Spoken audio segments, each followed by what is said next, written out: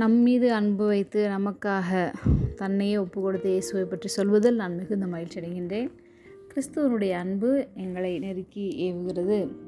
2 கொரிந்தியர் 5ஆம் அதிகாரம் 14 மற்றும் 15வது வசனங்கள். கிறிஸ்துவனுடைய அன்பு எங்களை நெருக்கி ஏவுகிறது. ஏனென்றால் எல்லாருக்காகவும் ஒருவரே மரித்திருக்க எல்லாரும் மரித்தார்கள் என்றும், பிழைத்திருக்கிறவர்கள் இனி தங்களுக்கென்று பிழைத்திராமல் தங்களுக்காக மரித்து எழுந்தவர்க்கென்று பிழைத்திருக்கும்படி அவர் எல்லாருக்காகவும் மரித்தார் என்று நிதானிக்கிறோம். நமக்கு பூர்வீக சொத்து இருக்குமானால் இது எங்கள் தாத்தாவினுடையது, எங்கள் அப்பா தந்தது, இது எங்கள் பாட்டியோட பங்கு, இந்த காடு கிணறு தோட்டம் என்று நாம் நமக்கு முன்பாக வாழ்ந்து நமக்கென்று வைத்த சொத்துக்களை பற்றி நாம் பெருமையாக சொல்கின்றோம். நாம எதையும் சம்பாதிக்கவில்லை.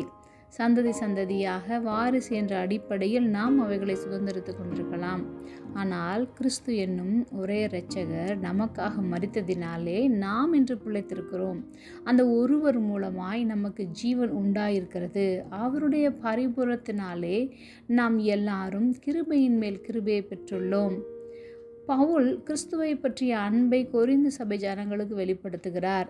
இந்த அன்பை நாம் பெற்றுக்கொள்ள ஒன்றும் செய்யவில்லை. ஆனால் நாம் அதை நம்பினபடியால் தேவன் அதை நமக்கு இலவசமாக தந்திருக்கிறார். இதுவே தேவனுடைய அன்பு. அதுவே ஒவ்வொரு நாளும் நம்மை நெருக்கி ஏவி கொண்டிருக்கிறது.